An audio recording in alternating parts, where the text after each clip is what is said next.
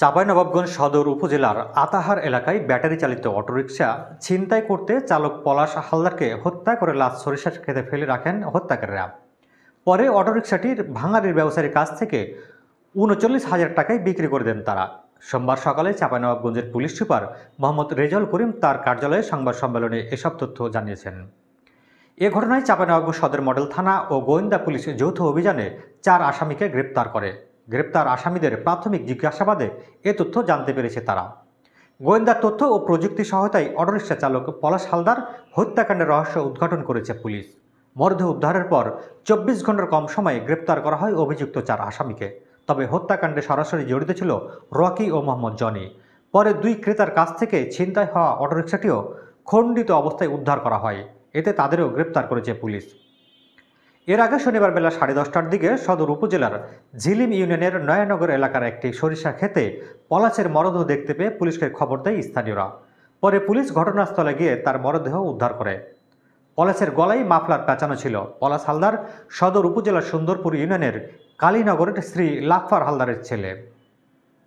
পলাশ হালদারকে হত্যার ঘটনায় গ্রেপ্তার আসামিরা হলেন ক্লিন মিশনে অংশ নেওয়া রাজশাহীর তানোর থানার কলমা গ্রামের একরামুল হকের ছেলে মোহাম্মদ রকি ও রাজশাহী নগরীর মতিহার থানার কাজলা গ্রামের মোহাম্মদ রফিকুল ইসলামের ছেলে মোহাম্মদ জনি।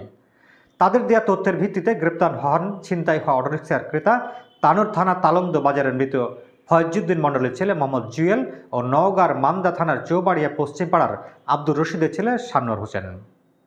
পুলিশ সুপার জানান, গোয়েন্দা তথ্য ও প্রযুক্তির সহায়তায় রোববার রাতে বিভিন্ন এলাকায় অভিযান চালিয়ে ৪ আসামিকে গ্রেপ্তার করা হয়।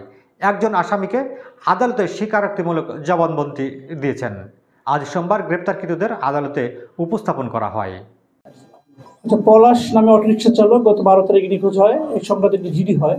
পরবর্তীতে গত 15 তারিখে তার লাশ পাওয়া যায় আমনুরার নয়ানগর সরকারি গোডাউনের কাছে সরিষা খেতে। আমরা লাশ সুরতহাল করা হয় এবং একটি মামলা রুজু হয়। মামলা রুজুর 24 ঘন্টার মধ্যে আমরা 2 জন আসামিকে গ্রেপ্তার করি।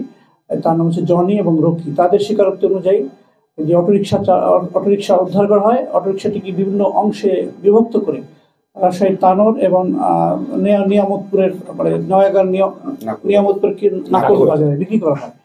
তো সেই অটোরিকশার অংশবিশেষ যা যা ছিল আমরা উদ্ধার করেছি এবং যারা ক্রেতা তাদেরকে গ্রেপ্তার করেছে।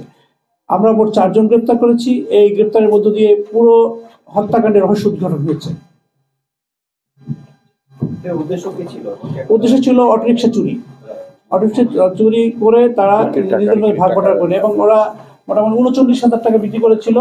তা 2 জন 19,000 বা 20,000 এভাবে ভাগ করে নিয়েছে। 2 জন। ওরা ক্রেতা ছিল।